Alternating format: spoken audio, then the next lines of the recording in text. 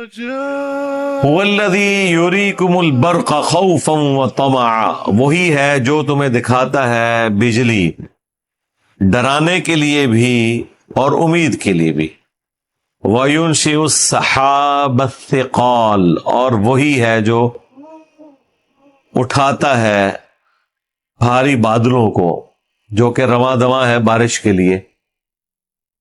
بادلوں کے ساتھ بجلی کی چمک یہ جڑی ہوئی ہے، اس میں انسان کی طمع بھی پوشیدہ ہے اور خوف بھی پوشیدہ ہے۔ خوف یہ ہے کہ جب بجلی گرتی ہے تو آگ لگ جاتی ہے، اور لالچ اس میں یہ ہے کہ بجلی کا چمکنا اس چیز کی نشاندہی ہے کہ بارش ہونے والی ہے، اور بارش تو بیسک نیڈ ہے۔ یہ تو آج ٹیوب ویلز کی وجہ سے لوگوں کو اتنا احساس نہیں رہا، ورنہ جب ٹوٹلی آپ بارانی زمین کے اوپر ڈیپینڈنٹ تھے اس وقت تو بارش کا مطلب زندگی اور بارش نہ ہونے کا مطلب موت۔ بے شک برادران یوسف جو ہے سرزمین شام سے مصر غلے کے لیے گئے تھے نا، کیونکہ قحط پڑ گیا تھا، تو اس زمانے میں تو قحط کا مطلب ہے موت، کیونکہ اس وقت کوئی نگاہ مار کے تو کچھ نہیں کر سکتا تھا، دنیا کو اللہ نے بقدر ایفرٹ رکھا ہوا ہے۔ یہ تو جب انسان کو اللہ نے ترقی کرائی، اس نے ڈیم بنانے شروع کیے اور پھر ڈیموں کے ذریعے نہریں روا کی، تو آف سیزن میں بھی آپ کو پانی اویلیبل ہو جاتا ہے۔ وہ بھی بہرحال پھر بھی بارشوں پہ ڈیپینڈنٹ ہے، بارشیں ہوں گی تو ڈیم بھرے جائیں گے، ادروائز وہ بھی نہیں۔ اس طریقے سے دریاؤں کے اوپر جو ڈیم بنے ہوئے ہیں وہ بھی ڈیپینڈنٹ ہے، برف باری ہوئی اور ٹائم کے اوپر وہ برف پگھلے اور پھر اس طریقے سے پانی آ کے جمع ہو۔ اللہ ہی اللہ جی جس چیز کے اوپر بھی غور کرے تو اللہ تعالیٰ فرماتا ہے کہ یہ جو بجلی کی گر چمک ہے یہ انسان پہ خوف بھی طاری کرتی ہے، اور اس کے اندر اس کے لیے لالچ بھی چھپی ہوئی ہے کہ اس کے بعد بارش آئے گی، میری فصل ہری بھری ہو جائے گی، اور میرے زندگی کا سامان اس کے ساتھ جو جڑا ہوا ہے۔ ان ساری چیزوں کو تو ظاہر ہے وہی لوگ آبزرو کرتے ہیں جو ڈائریکٹلی ان کاموں کے ساتھ جڑے ہوئے ہیں۔ اگلے زمانوں میں تو آلموسٹ سارے یہ کام اپنے حصے کا کرتے تھے، یہ تو جب ایک پروفیشنل زندگی شروع ہوئی ہے تو اس میں لوگوں نے مختلف شعبے اڈاپٹ کیے ہیں، اور غلہ جو ریئل ٹائم اگانے والے کی محنت ہے وہ کھانے والے نے دیکھی بھی نہیں ہوتی۔ ہاں وہ کسی اور فیلڈ میں محنت کر کے پیسے کما کے تو پیسوں کے ذریعے یا پرانے زمانے میں بارٹر سسٹم کے ذریعے اس سے اناج خرید لیا کرتا تھا۔ باقی جو پنجابی میں بھی کہا جاتا ہے نا کہ کسان جو ہے نا اس کی بائی والی ہوتی ہے اللہ کے ساتھ، یہ اس کا ایگریمنٹ ہوتا ہے۔ کسان جتنا خدا اورینٹڈ ہوتا ہے نا، خصوصاً بارانی زمین والے لوگ، وہ تو ہر وقت خدا اورینٹڈ ہوتے ہیں اس حوالے سے۔ اگر وہ اپنے آپ کو صحیح کرنا چاہیں کہ وہ ہر لمحے اس چیز سے گزرتے ہیں کہ وہ کتنے کمزور اور لاچار ہے، اللہ اکبر اور خدا کتنا طاقتور ہے کہ اس کے اوپر آپ ڈیپینڈنٹ ہیں۔ سبحان اللہ اور یہ ایک ایسا یونیورسل ٹروتھ ہے جو کبھی بھی انویلڈ نہیں جائے گا، آج بھی ویلڈ ہے۔ آج بھی انسان کی خوراک اسی زمین سے آ رہی ہے۔ بے شک زمین اگانا بند کر دے، جو مرضی آپ ٹیکنالوجی بنا لیں، اگر مٹی اگانے سے انکار کر دے انسانیت کی موت ہے۔ اور دیکھیں اللہ تعالیٰ نے کیسا انسان کا غرور توڑا ہے۔ حقیر مٹی، اور اس کو کیا شان دی ہے کہ ایک دانہ بوتے ہیں 6 ارب گنا بڑا درخت بنا دیتا ہے۔ بے شک اللہ اکبر ایک آپ دانہ بوتے ہیں گندم کا، اس میں سے 7 بالیاں نکلتی ہیں، ہر بالی کے اندر 100 دانے ہیں، 700 گنا بڑھا دیا ایک دانے سے۔ یہ اللہ تعالیٰ کی قدرت ہے، اور زندگی اس کے اوپر ڈیپینڈنٹ کر دی ہوئی ہے۔ تو آج بھی اگر زمین اگانا بند کرتے، کسی کے پاس سونا بھی ہو، اس سونے کے اندر کوئی بیج لگائے، سونا نہیں اگا سکتا اس کو، یہ حقیر مٹی اگاتی ہے۔ یہ اللہ تعالیٰ کی قدرت ہے۔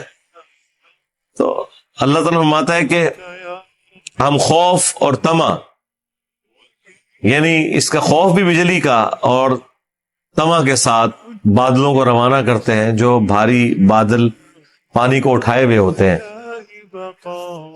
انسان اس کی طرف متوجہ رہتا ہے، آج بھی آپ دیکھیں جہاں پہ ٹورنیڈوز آتے ہیں، ہوائی جھکڑ چلتے ہیں اور بڑی تیز آسمانی بجلی گرتی ہے، کس طریقے سے وہاں پہ آگ لگ جاتی ہے۔ آسٹریلیا میں، امریکہ میں تو کئی ہفتوں تک جنگلوں میں آگ بھڑکتی ہے۔ وہ بہت کم ہوتا ہے کہ کسی انسان کے لگانے سے ہو، ان جنگلوں میں تو کوئی آبادیاں اس طرح نہیں ہوتی ہیں۔ یہ عموماً جو آپ جنگلات کی آگ دیکھتے ہیں نا، وہ آسمانی بجلی کی وجہ سے آگ لگی ہوئی ہوتی ہے۔ کہیں پہ بجلی گری، بس سپارک ہو گیا، اور اب جنگلوں کے جنگل ختم ہو رہے ہیں۔ ان کو بجھانے کے لیے آپ کو بڑی ایفرٹ پٹ کرنی پڑتی ہے۔ میں تو کہتا ہوں اللہ کا شکر ہے کہ وہ قدرتی آفات جس سے امریکہ گزر ہے، پاکستان تو اس کا تصور بھی نہیں کر سکتا۔ یہ انہوں نے سب کچھ سنبھالا ہوا ہے۔ یعنی آپ مجھے بتائیں، ایک ٹورنیڈو پھر جائے، 80 سال پیچھے ٹور گئے۔ وہاں آئے دن یہ ٹورنیڈوز، پھر سمندری جو طوفان آتے ہیں وہ الگ سے، پھر جو برف باری ہوتی ہے، پورے ریل کے ٹریک صاف ہو جاتے ہیں۔ باقاعدہ انہوں نے ٹرینیں اس طرح ڈیزائن کی ہوئی، آگے انجن کے آگے وہ ہر چیز لادا کرتا ہے۔ مجھے بتائیں، یہاں پہ تھوڑا سا پانی کھڑا ہو جائے اور ٹریک گیلا ہو جائے تو ٹرینیں کئی دن نہیں چلتی۔ یہاں پہ اگر برف باری اس طریقے سے ٹریکس کے اوپر ہونا شروع ہو جائے، اس طرح کے زلزلے، ٹورنیڈوز آنا شروع ہو جائیں، اور جو آگ وہاں پہ جلتی ہے، جو فائر فائٹنگ والا معاملہ ہے، وہ تو آپ امیجن بھی نہیں کر سکتے۔ تو اللہ تعالیٰ نے اس طرح کی قدرتی کئی ایک آفات سے ہمیں محفوظ رکھا ہوا ہے۔ تو آج بھی یہ جو آسمانی بجلی ہے، یہ اسی طریقے سے معاملات ویلڈ ہے۔ اس لیے دیکھیں آپ، جو بجلی کی تاریں جا رہی ہوتی ہیں نا، یہ جو 11,000 وولٹ والی ہیں، جو بڑے بڑے وہ کھمبے لگے ہوئے ہیں، تو آپ دیکھیں گے کہ 6 تارے ہیں یا 8 تارے ہیں، 4 اس طرف ہیں، اور جو 2 ونگز نکلے ہوئے ہوتے ہیں، 4 اس طرف ہیں، 4 اس طرف ہیں، اور ایک اس کی ٹپ کے اوپر باریک سی تار چل رہی ہوتی ہے، ٹپ ٹو ٹپ، جہاں پہ اوپر نوک بنی ہوئی ہوتی ہے نا اس کی، کھمبے کی بازو تو نیچے ہوتا ہے نا، اوپر جا کے نوک بن جاتی، اس نوک کا دوسرے نوک کے ساتھ بھی آپ دیکھیں ایک باریک سی تار آپ کو نظر آئے گی۔ وہ تار الگ سے ڈالی جاتی ہے، اس میں بجلی نہیں ہوتی، وہ سٹیل وائر ہوتی ہے، اس لیے کہ جب آسمانی بجلی گرے نا تو پہلے اس کے اوپر گرے اور وہاں سے وہ بجلی کو گراؤنڈ کر دے۔ اگر وہ تار اوپر نہ ہو تو بجلی کی تاروں کے اوپر جب آسمانی بجلی گرے گی تو وہ تو تاریں ٹوٹ جائیں گی۔ وہ اتنی لمبی لمبی تاریں، ان کو دوبارہ ریپیئر کرنا آپ سوچ سکتے ہیں۔ پہاڑوں کے اوپر جو تاریں لگائی ہوئی ہیں، اتنی وزنی تار ہے، وہ کتنے دنوں کی ایفرٹ سے وہ تار کو تار سے ایک کنڈے سے دوسرے تک جوڑتے ہیں۔ اگر وہ ٹوٹ جائے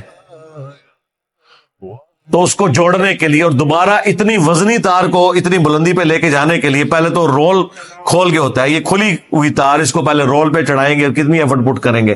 اسی انہوں نے سسٹم ڈیولپ کیا کہ آپ اوپر سے وہ تار چلائیں تاکہ آسمانی بجلی گرے۔ اس کا اللہ نے رول رکھا ہے۔ دیکھیں اللہ تعالیٰ نے یہ سارے جو سائنسی قوانین ہیں، خدائی قوانین، ان کو اتنا محکم بنایا کہ یہ بدلتے نہیں ہیں۔ انسان نے جب دریافت کر لیا ویسے ہی ہونا ہے۔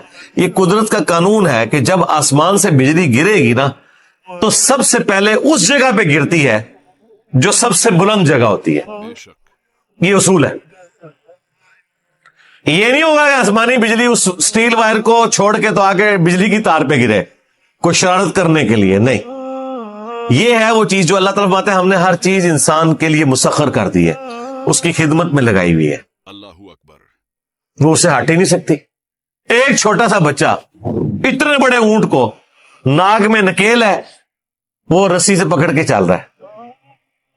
اگر اونٹ کو پتا چل جائے کہ یہ کیا، اس کا تو ابا بھی شاہی کوئی نہیں، تو وہ نکیل کے ساتھ چلے گا، لیکن اللہ نے مسخر کر دیا، چلتا جاتا ہے۔ سبحان اللہ۔ بیل، گائے، بھینسیں کتنی طاقتور ہے، بس وہ چل رہی ہیں، اللہ نے مسخر کر دی ہوئی ہے۔ اس طرح کائنات میں جتنی چیزیں اللہ تعالیٰ نے مسخر کی ہوئی ہیں، جو اللہ تعالیٰ نے ان کے لیے قوانین بنائے ہیں، وہ ان کی پابند ہے۔ یہ گھروں میں جب آپ سولر سسٹم لگاتے ہیں تو اب ظاہر ہے وہ پلیٹیں اتنی مہنگی ہیں، ملینز آف روپیز لگتے ہیں، تو گورنمنٹ نے قانون بنایا ہوا ہے کہ وہاں بھی آسمانی بجلی کو روکنے کے لیے ارتھ ریسٹر لگانا ہے، اوپر ٹاپ کے اوپر لگا ہوتا ہے۔ वो तांबे का बना हुआ, फिर उसके साथ से वायर ग्राउंड होती है, उसको आपने सबसे बुलंद वाली जगह पे लगाना है। जो बेचारे साइंस के तालिब इल्म नहीं है या उन्हें पता नहीं है, वो बस प्लेटों के साथ ही कहीं एक कोने पे लगा के चले जाते हैं। हम जब किसी को बताते रहे कि भैया आपने ये प्लेटें जब लगवानी है ना, तो प्लेट का जो सबसे ऊंचे वाला हिस्सा है उससे भी ऊंचा होना चाहिए, क्योंकि अगर वो आपने साइड पे लगाया और प्लेट ऊंची है तो आसमानी बिजली पहले प्लेट पे गिरेगी। उसने ये तो नहीं कहना कि मैं तलाश करा भी तुसी केड़ा मेरे से केड़ा रास्ता रखे है, मैं केड़े बर्तन ही खाना खाना है, नहीं। उसको अल्लाह ने एक कानून का बंद किया कि तूने उस जगह पे गिरना है जो सबसे ऊंची है, इसलिए वो जो पोर्शन है ना उसका, वो ऊंचे वाले पोर्शन पे लगा होना चाहिए, ताकि जब आसमान से बिजली गिरे उस पे गिरे और आपकी प्लेटें बचे। अदरवाइज प्लेटें अगर आपकी गल जाती हैं या उनके ऊपर आसमानी बिजली गिरती है, वो तो आपने लगाई हुई है 20-25 साल के लिए, तो सारे का सारे फिर डूब गया। लेकिन देखें साइंटिस्ट ने कितनी मेहनत के साथ इन मामलात को मैनेज किया, उन्होंने एक एक चीज को काउंटर फार किया हुआ है। इंसान ने भी जो ये कुदरत से लर्न किया है, ऐसे एसओपीस बनाए हैं, स्टैंडर्ड ऑपरेटिंग प्रोसीजर्स, कि उसमें गलती के चांस नहीं होते अगर उन चीजों को फॉलो किया जाए। ट्रैफिक कवानीन को अगर आप सही तरीके से हर कोई फॉलो करे, कभी एक्सीडेंट हो नहीं सकता। बेशक। हाँ, कोई रब्बू आई हो कि किसी का टायर फट जाना है, वो एक अलग मामला है, वो भी अगर उसको सही तरीके से फॉलो किया जाए कि आपने टाइम पे टायर बदलने हैं, इस तरीके से ट्रैक को साफ रखना है, तो इस तरह के चांसेस होते कम है। ये सारी क़यामत की निशानियां पाकिस्तान में पूरी होती है, बाहर के मुल्कों में नहीं होता इस तरह। वहां पे आप सिर्फ एयर ट्रैफिक देख लें, बंदा परेशान हो जाता है। कीड़ियों की तरह अमेरिका के अंदर जहाज उड़ रहे हैं, हजारों फ्लाइटें सिर्फ विद इन अमेरिका रोजाना उड़ती हैं। पाकिस्तान में अगर उड़े तो रोजाना 2-4 जहाज गिरे हुए हो। कभी सुने को अमेरिका में जहाज गिरा है, कोई टकरा गया हो? सबसे सेफ सफर है, उन्होंने उसको मैनेज किया हुआ है। हाइट ही डिफरेंट रखी है कि यहां से जो जहाज उड़ के इस तरफ जाएगा वो इतनी हाइट पे उड़ेगा, और जो उधर से आएगा वो इतनी हाइट पे। अब आप आंखें बंद करके उड़ाए, आमने सामने आ ही नहीं सकता कोई जहाज। हाँ, एक दूसरे के ऊपर से ऐसे जरूर गुजर जाएगा, बिल्कुल एक टाइम पे भी गुजर जाएगा, लेकिन एक दूसरे से टकराएगा नहीं। कवानीन ट्रैफिक के बना लिए उन्होंने, हर चीज को मैनेज किया हुआ है। तो ये सारी की सारी साइंस इसीलिए पॉसिबल हुई है कि अल्लाह ताला के बड़े मुहकम कवानीन है। तो ये बिजली वाला भी जो निजाम अल्लाह ताला ने रखा है, खौफ के साथ भी और तमा के साथ भी। आसमानी बिजली, बिजली की चमक और कड़क को कुरान और हदीस में अल्लाह की निशानी, उसकी कुदरत और अजाब के तौर पर बताया गया है। इस विषय में कुरान और हदीस से जो बातें मिलती हैं वो तफसील से दी जा रही हैं। कुरान में आसमानी बिजली का जिक्र 1 सूरह रद, अल्लाहुल्लज़ी युरीकुमुल बर्क़ खौफ़न व तमान व युनशिउस सहाबत थिक़ाल व युसब्बिहुर रादु बिहम्दिही वल मलाइकतु मिन खीफ़तिही व युरसिलुस सवाइक़ फ़युसीबु बिहा मन यशा। सिला मिल्ला। अनुवाद: अल्लाह ही है जो तुम्हें बिजली दिखाता है डर और उम्मीद के साथ, और वो भारी बादलों को उठाता है। रद उसी की तारीफ के साथ तस्बीह करता है और फरिश्ते भी उसके डर से। वो बिजली गिराता है और जिसे चाहता है उस पर उसे गिरा देता है। तफसीर: ये आयत बताती है कि बिजली का चमकना और कड़कना अल्लाह की निशानी है। खौफ, इसलिए कि इससे नुकसान या मौत हो सकती है। उम्मीद, इसलिए कि बारिश होती है।